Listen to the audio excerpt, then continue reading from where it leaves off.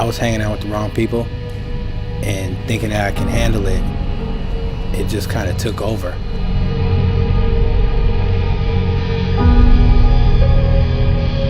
That night, about 2 a.m, my phone rings.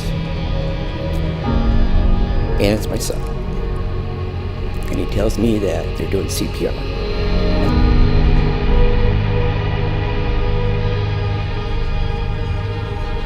This should be easy, God. Why didn't you make this easy for me?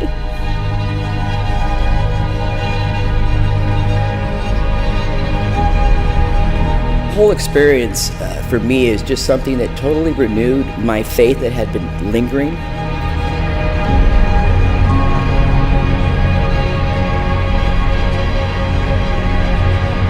I know he's there, and I know he's been helping me out through my journey.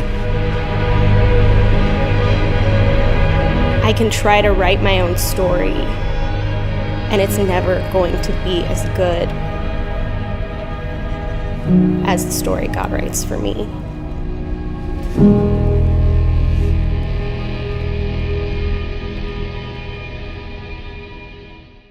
Good morning, everyone. How we doing? Good, awesome. I'm Michael. I'm the Creative Arts Worship Pastor here, if you don't know me, and I get the privilege of talking with you guys today.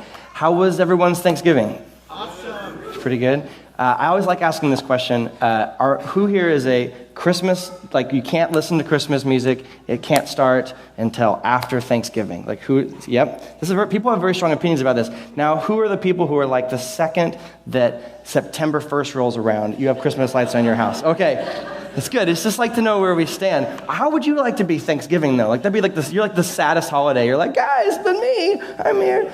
Now, to be fair, Thanksgiving doesn't have any good songs. Like, Christmas has all these great songs. The only Thanksgiving song I remember growing up was the song that was like, give thanks with a thankful heart. Give thanks to the Holy One. And by the end of the song, if I felt any thankfulness, I was no longer thankful.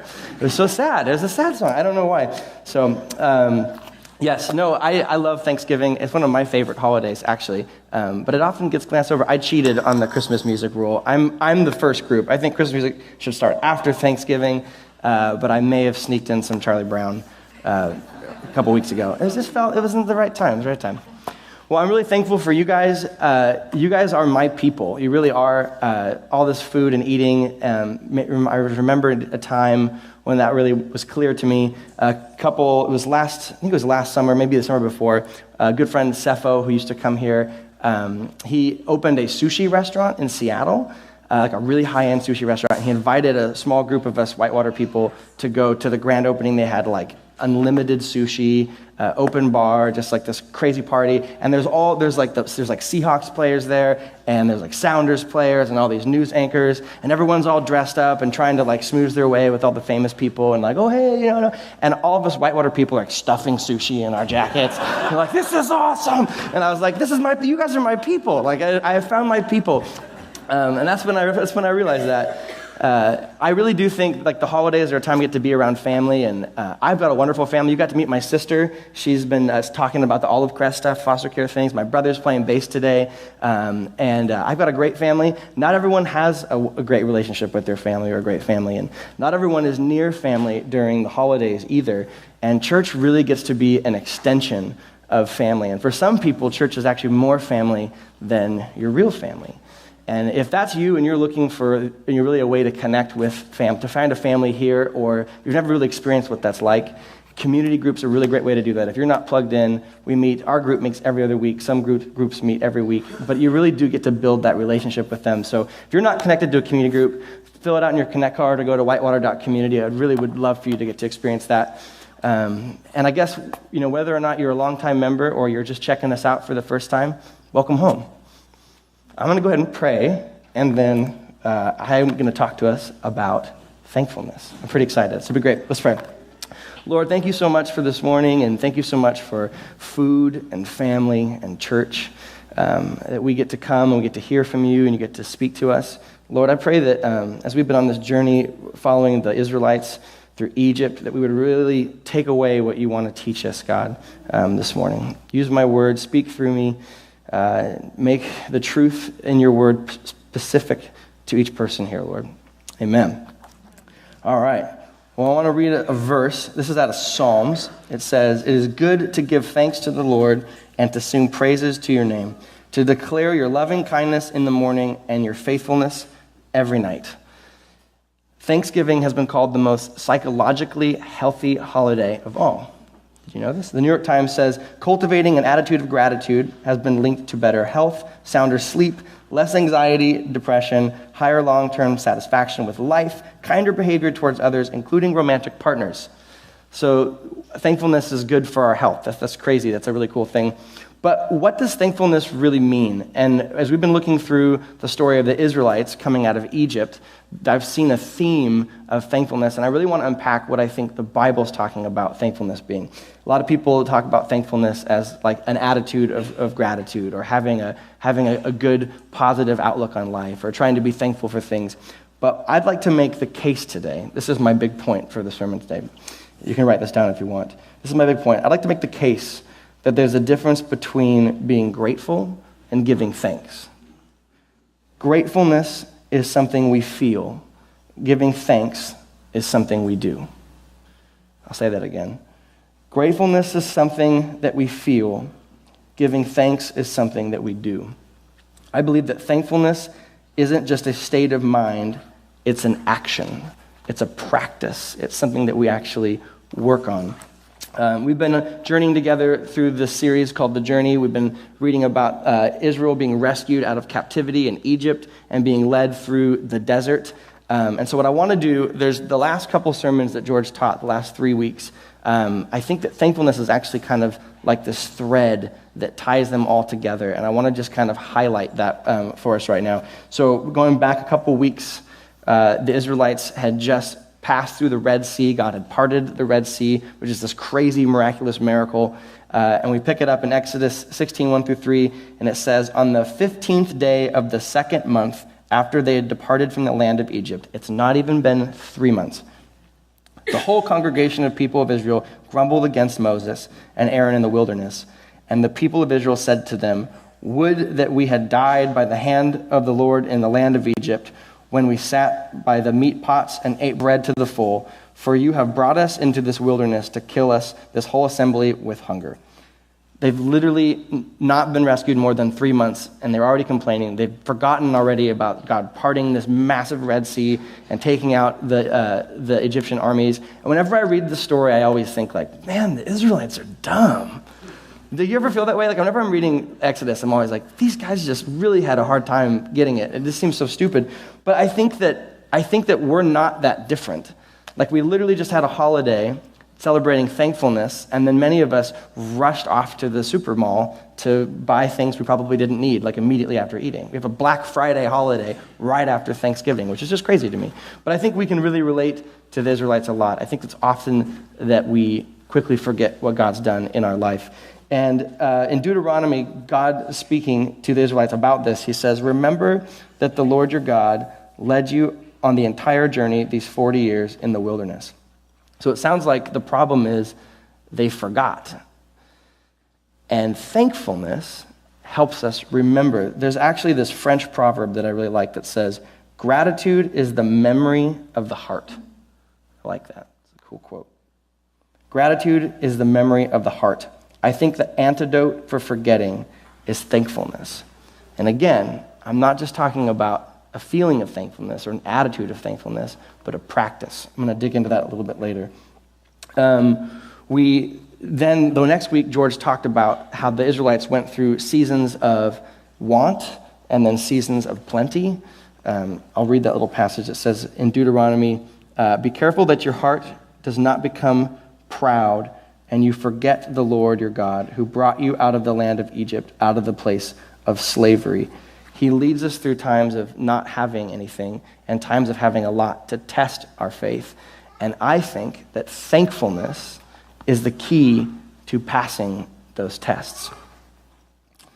And it's a discipline. I want to talk about how I think thankfulness is a discipline. I hate discipline. Is anyone with me on that? I really hate discipline. Hate it. I'm an ENFJ, which means that organization's actually a part of my personality, but people don't think that. I'm like man bun and like crazy and artistic, but it's my own kind of organization, which is fair. But it's like a learned necessity. Like I've learned that I have to discipline myself to learn organization, otherwise I forget everything. But I remember when I moved out of my house, my room quickly became a mess, and I just made up my mind up one day. I was like, doesn't matter how late it is. Whatever clothes end up on the floor, I'm gonna put them away before I go to bed, like every day. And there's a couple times I got home really late from a concert, like 3 a.m, and I was like, I'm just gonna leave them. But then I was like, nope, I'm gonna do it. I hung them up, and pretty soon that habit that at first is really hard is now just something that you do, you don't think about. So habits are important. They're not fun to make, but they're really important, and they're actually there to help us. Tithing is actually a habit of thankfulness. We don't think of it that way, but tithing is really a habit of thankfulness. We were talking in our community group last week, and a family talked about how, for them, tithing has been something that when their family has gone through seasons of not having anything and seasons of having a lot of money and resources, that tithing has been the constant in their life that has helped remind them that when they had nothing, who was providing for them, and when they had a lot, reminded them who to be thankful for. It's exactly what that passage about the Israelites in the desert was about. Like they forgot to be thankful when they didn't have anything, even though God was providing for them. And then when they had everything, they forgot to give thanks to him. And tithing is a habit of thankfulness that actually helps us remember to be thankful. I hear a lot of people say, and I say this, I used to say this a lot, I'm going to tithe more when I have more money. Like when I'm at a better place financially, I'm going to start tithing. And George talked on this last week. He talked about that you think you will, but you won't because you're not now. And that's so true, that habits are the things that support us when the time comes. If we haven't built that habit, we're not going to exercise it. So thankfulness is the way we do that. Isn't worth discipline. Yep. I don't use notes. This is so weird. It's like supposed to help you, but then it's like, distracting. What happens when we don't build habits and we go through times of testing? We learned last week about the Israelites. When this happened to them, they hadn't built a habit of thankfulness. They went through a time of testing, and they built a golden tchotchke, or a golden cow. I love that tchotchke thing. That was so great. The Israelites, Moses has gone up in the mountain. He's been gone for 30 days, and they're like, we don't know, we need a God. Make us a God. So they took off all their jewelry, and they melted it, and they made it literally a giant golden cow, and they worshipped a golden cow, which, again, I read the story, and I'm like, man, the Israelites are so dumb. Like, but we do the very same thing. Like, idol can be anything that we turn to for satisfaction or meaning or purpose in our lives other than God. And I think that we often talk about the opposite of thankfulness being ungratefulness or unthankfulness. I think a better way to say it, I think the opposite of thankfulness is entitlement. And George talked about that the sin under the sin for the Israelites was really envy. Another way you can say envy is entitlement. And I think that we are such an entitled people. I'm an entitled person. Amazon Prime has ruined me. It's ruined me. I'm the guy, Kenny makes fun of me, my wife makes fun of me. It's so true, and it's so terrible. I'm the guy who orders something that I don't really need, like, batteries for the smoke detectors. And, Amazon Prime has 2-day shipping.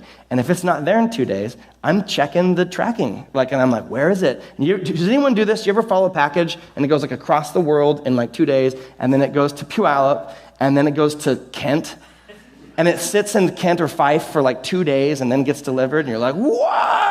And I don't even need the thing. It's not even an important thing. But that's just that's the world we live in. It's I need it now. We have really fast internet at our house, and then whenever I'm anywhere else and I can't get internet, it's so frustrating. Literally, internet, something that before I was born didn't exist. It's crazy. But that's just the world that we live in. We're so entitled. And I think that this is a problem. This is a problem that started at the beginning. Adam and Eve were in the garden. God created this beautiful garden for them to live in, the first people, and he said, you can have everything in the garden except for this fruit from this one tree. And entitlement kicks in, and you go, well, I want the one thing that I can't have. That's what I really want. I have everything else. I'm not going to be thankful for what I really have. I'm going to go after the one thing that I don't have. And that's the problem of entitlement. And I think that entitlement leads us to unsatisfaction. Like we're never satisfied ever with that type of attitude. But thankfulness leads to contentment. It really does. Like when we begin to practice being thankful and we begin to realize what we have, what God's given to us, how blessed we really are, it kills entitlement in our heart. It reminds us to be thankful. It reminds us who provides for us.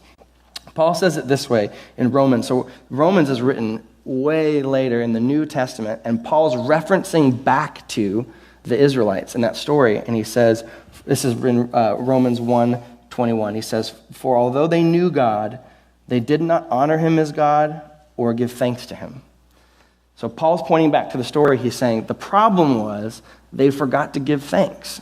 They knew he was God, but they didn't honor him as God, and they didn't give thanks. And I think that's an easy thing to do. I think that as much as we think that the Israelites are real dumb, we're a lot like the Israelites. We forget, we are entitled, we build idols, and we forget to give thanks. Like, as a people, we do that on a daily basis. And my favorite verse in the whole Bible, Paul, a little bit later, he's writing to the church in Ephesus, and he says this, and this is my favorite verse in the whole Bible. He says, "But God, being rich in mercy, because of the great love with which he loved us, even when we were dead in our trespasses, even when we forget, even when we're entitled, even when we build idols, even when we forget to give thanks, he made us alive together with Christ. By grace you have been saved." This is my favorite verse in the whole Bible. And I think that grace and gratitude go hand in hand. You're not really grateful for something that you've earned. Like, think about that. You're not really like, you don't tell your boss thank you for your paycheck because you earned your paycheck. Like, we feel like, I did that. Grace is a gift that can't be earned. And God gave his life for us when we were like the Israelites, forgetting to give thanks. Even when we screw it up, he did something about it. And I just love that. And I think the main point that I want to make this morning is that how do we respond to that? We respond by worshiping. I'm the worship pastor here. I'm normally bouncing around on stage and singing songs and yelling at you guys.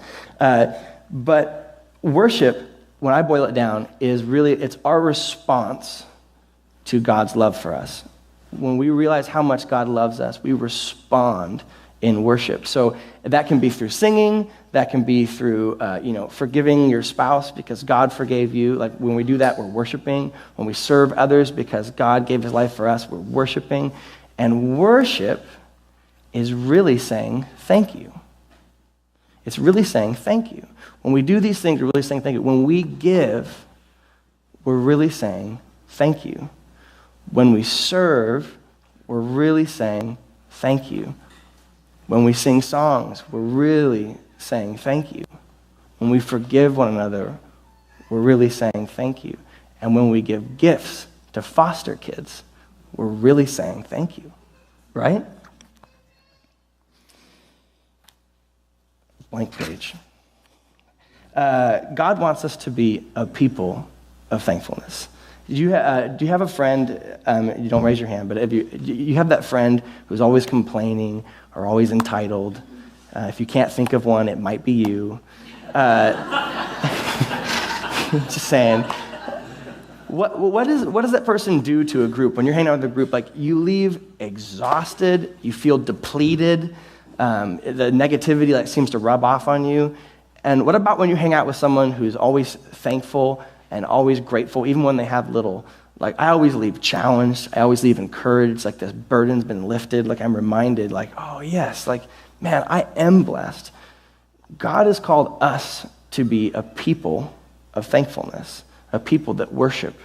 You can almost use those words interchangeably. And so how do we do that? How do we build healthy habits of thankfulness into our life? One of the ways, this is really, really, really practical for a sec. One of the ways is to thank God in the moment. I had this realization the other day that Taco Bus makes me want to worship Jesus.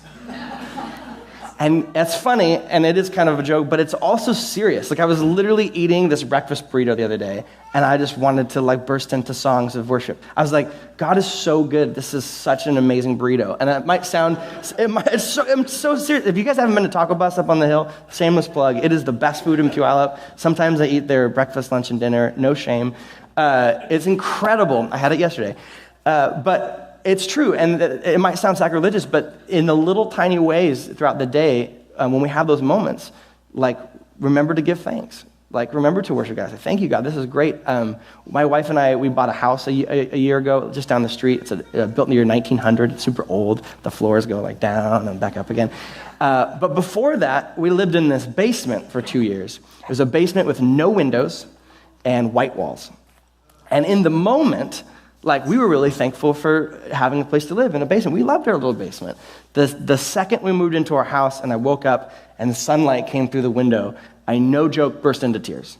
It was like this amazing, it was like coming out of this dark bomb shelter and like there's like a world and you realize like, wow. And honestly, there's hardly a day that goes by where my wife and I aren't sitting in our living room and we just go, man, I'm so thankful for our house. It's so great. I don't want to ever lose that. Like, sometimes it takes those experiences of living in the basement with no windows to appreciate the house with crooked floors. But we do. I love my house. I'm so thankful. And those are little ways that, like, throughout the day, if we could just think to be thankful. But being thankful like that, it's a habit, and it takes work. Like, it doesn't just come natural. I always get frustrated when people are like, well, just have a good attitude. You know, attitude of gratitude. I'm like, what if I don't feel very gratitude-y right now? How's that work? And so I want to actually put out a really practical challenge. We're headed into Christmas season. We go from Thanksgiving, where we're all thankful, and then we rush out and we go shopping, and then the chaos ensues. Like, it's so busy. My wife and I have tried to make a rule last year at the end of Christmas. Like, we were done with all Christmas Eve services, and we're sitting there, and we were just kind of like deer in the headlights, and I was like, okay, next year, we have to block 2 days a week that we don't do anything, that we're just home. Because like every single night of the week for like a whole month, we had something going on. It's crazy. And some people, it's not all fun. Like, some people, Christmas is a time when it's a reminder of a really painful season in our life, or it's actually the highest rate of divorce is like December. It's just crazy. There's all these pressures, money and stuff. And so I want to actually, we're going into a season, and I want us to try to practice this. I want to put this to the test and see if this works. I want us to write down, if this is a whitewater journal. If you don't have one of these, they're in the back and they're free. So grab a journal, or if you already have a journal you use, or if you use your notepad on your iPhone like me, use that. I want us to, every day, I want to challenge us, every day for the month of December, write down one thing that you're thankful for. You've heard this before. It's like a real easy practice. But I think it's really important. At the Sunday after Christmas Eve is one of my favorite Sundays of the year. It'll be the last Sunday in December. We always have this service. We call it like our give thanks service. And oftentimes I get to lead it. But we'll pass the mic around, actually, and let you guys share, if you want, what God's been doing in your life. And I would love, that's like 4 or 5 Sundays away, when we get there, to be able to actually share some of what we've been writing down in our journals or in our phones, and whether or not that made a difference. I'm really interested to see how that goes. Really, another way to think about it, my mom said this last night, I was talking to her about it. She said, I like to think of it as counting the ways that God loves me. I liked that. I thought that was a cool way to say that. There's this, this is not only, so if you're here this morning and you're like, okay, this is really great, I'm not really sure what I believe, I'm just kind of checking out this church whitewater thing. If you don't consider yourself a Christian, you can still participate in this, because grateful people sleep better. Writing in a gratitude journal improves your sleep, according to a 2011 study published in Applied Psychology, Health and Wellbeing. Spend just 15 minutes jotting down a few grateful sentiments before bed, and you may sleep better and longer. Study, science. The Bible actually said that like hundreds of years before. We read it at the beginning. It said, it is good to give thanks to the Lord and to sing praises to your name, to declare your loving kindness in the morning and your faithfulness every night. The Bible got it like forever ago. I want us to challenge us to do this for a month and share what God's done in our life when we get back. I think that would just be really awesome. We're gonna go into worship. I'm a short sermon today, guys. You get like George talks over. I can talk short. This is great. We're gonna go back into worship here in just a second, but we're gonna do something kind of cool. We're gonna take communion this morning, and communion is this thing that we do. And if you've been going to church, or you've maybe remember going to church as a kid, and you're like, everyone came forward and they dipped the bread in the grape juice, and why did they do that? That seems weird. It's a practice of thankfulness, is exactly what that is. And it comes from this passage, or it comes from the Last Supper. So when Jesus is with his disciples, I thought this was kind of a cool connection to the journey thing we've been on. When Jesus is eating with everybody, they're celebrating the Passover festival, which is actually they're celebrating a festival for when God passed over the Israelites in Egypt and spared them and rescued them from Pharaoh. So they're actually celebrating what we've been learning, which is so crazy, years later. And they're sitting around eating, much like we did at Thanksgiving. And it says, now as they were eating, Jesus took the bread, and after blessing it, he broke it and gave it to the disciples and said, eat this, my body. And then he took a cup, and when he had given thanks, he gave it to them, saying, drink of it, all of you, for this is my blood of the covenant, which is poured out for many for the forgiveness of sins. I tell you, I will not drink again of this fruit of the vine until the day when I drink it anew with you in my Father's kingdom. So Jesus is teaching us a thankfulness pattern to use in our lives as a church to remember to be thankful. You guys were like, oh yeah, communion. Sorry. So this Sunday, it's like me, Tammy, and Samantha are like the only pastors here. Everyone else is on vacation. So if the live stream goes down and dies for a second, we can do whatever we want. It's really, really great. Thanks, guys. But Jesus is teaching us a discipline of thankfulness that we get to do right now.